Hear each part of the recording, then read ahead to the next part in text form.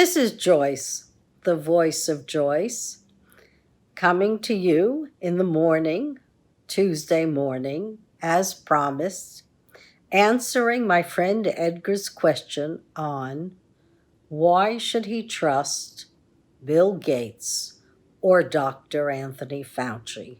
I'd have to say it's character. It's character in both men.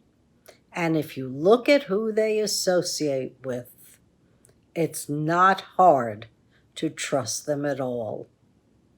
For Bill Gates, becoming a really decent human being who cares about humanity and survival and society in general, this was a metamorphosis. It certainly was different from his very ultra-competitive upbringing. His family were bankers, and he was taught, just like the Kennedys, to compete very early on. And he did. He founded Microsoft with Paul Allen, typically in their garage, and Bill Gates was ruthless. Ruthless in his feeling about winning, and that shy person who now has blossomed as a philanthropist certainly didn't start out that way. He started out ruthless. I hear there are conspiracy theories about Bill Gates, and it really makes me wonder who in the world could think that he would want to take over the world. He's got a lovely wife who joins him in his philanthropy, and kids, and a stable home and stable family. Nope. Bill Gates just made a giant leap, a journey from business and capitalism to using his incredible wealth to solve the world's hunger problems, hygiene problems, water problems, and also now the unseen enemy that confronts us, SARS CoV2.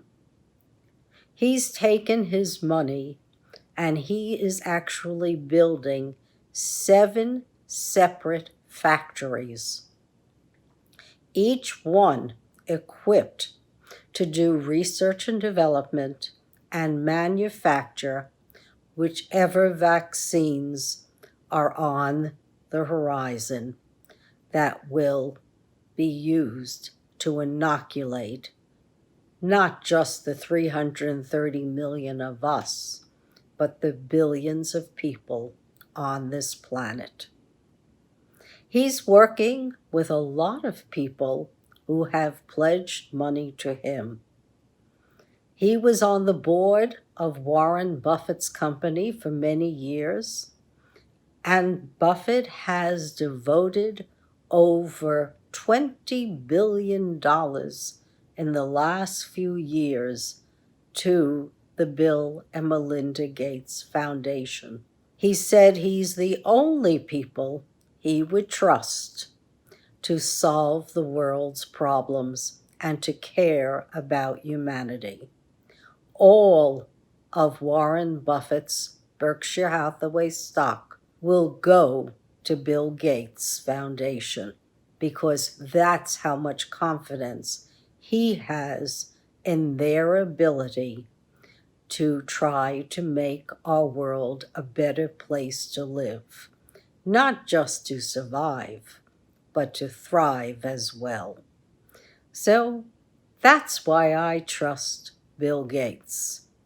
Besides the fact, I know that he is what he appears to be. Before the Berkshire Hathaway meetings became really, really large, I sat in the same room as Warren Buffett, Charlie Munger, and Bill Gates. And I saw Bill in that iconic sweater, speaking casually to his friend Warren. This is a true mensch. He deserves accolades, not conspiracy theories. They don't work here.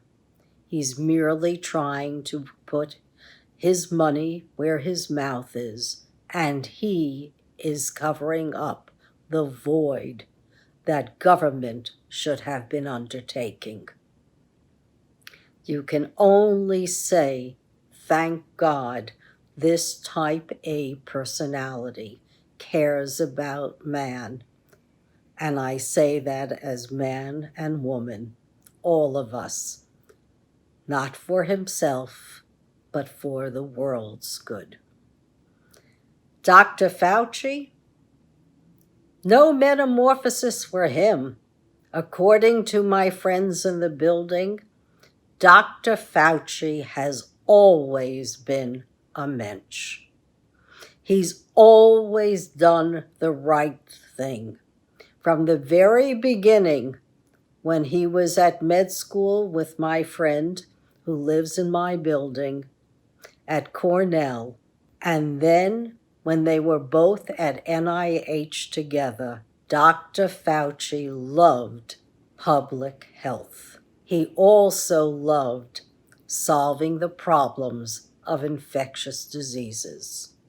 He's worked with many administrations, starting in the early 1960s, when he started solving problems about an immune deficiency disease, in the 1980s, when he dedicated his labs to the solving of the AIDS crisis, and then in 2001, when he looked upon pathogens as a possible bioterrorist threat, he wrote the book on pandemics for George W. Bush.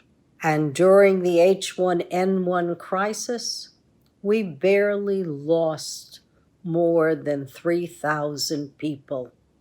I know that there are theories out there are that many people were lost. Just go to Google, folks. Look up the facts. Don't look at conspiracies. Don't look at misinformation. The facts are enough. So Dr. Fauci has never changed. He cares about people. He cares so much that when offered other jobs that were more lucrative, he could have accepted them. But he chose to remain at infectious diseases and solve problems that would help so many of us. Why do I think he's trustworthy? His record speaks for itself. He wrote the book on pandemics. He helped out Obama during the Ebola epidemic. Not only did he help to keep us healthy here in America, he actually sent teams of people to Africa to help them curtail that virus. If it had been up to Fauci, a minimum number of people in this country would have died.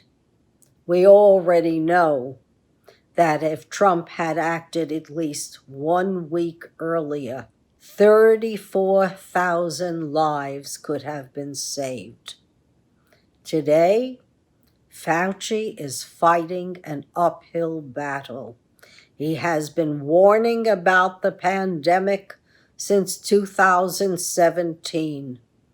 Bill Gates has been warning about it since 2015. And his partner, Paul Allen, actually made a film called The Unseen Enemy about a possible pandemic that will infect us. So This SARS CoV2 that we're dealing with today, it might be unseen, but it wasn't unknown to people. Kelly knew about it in Trump's administration. Everyone in the Trump's administration had been given the pandemic handbook that Obama left them. They had been briefed from 2017 on and chose to ignore that the stockpiles were depleted. They also chose to ignore the testing kits that the rest of the world were using. We've never caught up, but we have time to stop a second wave. As I speak today, 101,000 people have died. 40 million people are out of work. This is not the time not to trust the experts. And the experts are Bill Gates through the Bill and Melinda Gates Foundation and Dr. Anthony Fauci. They want us to live. They want us to survive and thrive. They're telling us how to be cautious when we go out in public, how not to infect other human beings, because many of us may carry the virus silently and infect others.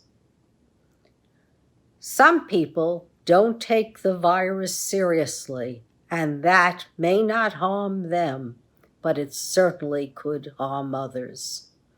There was a Republican congressman in the Pennsylvania Congress who sat next to a Democratic colleague without wearing a mask, and this Democratic colleague had just donated a kidney to a friend.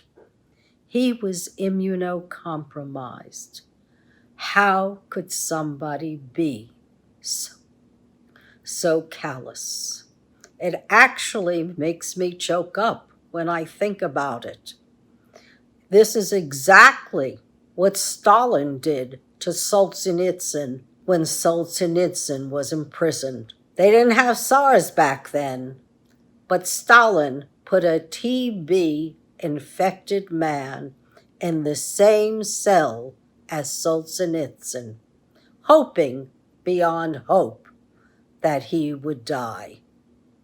Eventually, Solzhenitsyn had to be expelled from the Soviet Union to quiet him, because he spoke openly about what he thought was wrong with Russian society at the time. So, do I believe in Bill Gates and Dr. Fauci? You bet. Can I make you believe in them?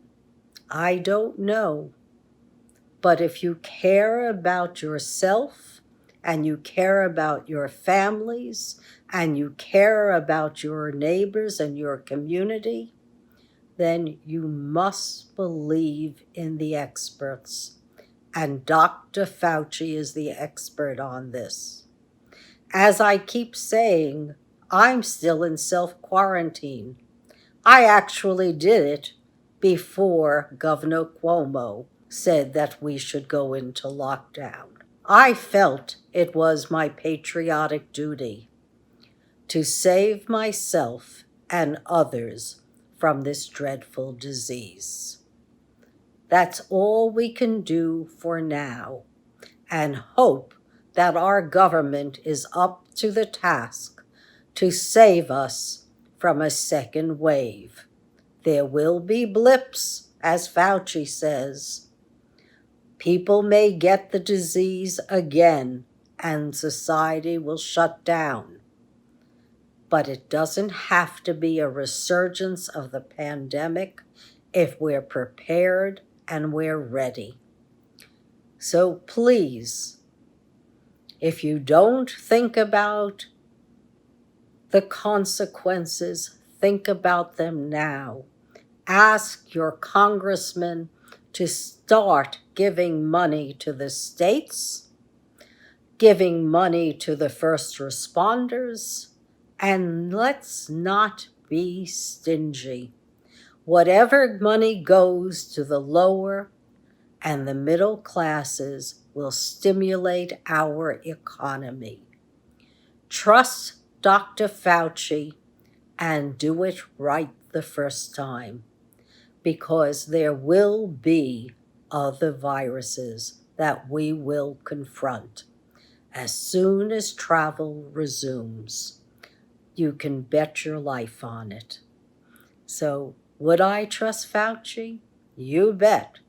Because I may be older, but I'm not willing to give my life for the economy or to a virus, not when I can merely social distance, wear a mask, or self-quarantine. So, thank you for listening, and have a blessed day. And I'll see you next week, as I always promise. Take care. This was the voice of Joyce. Send your comments to me and your requests for a program. Bye now.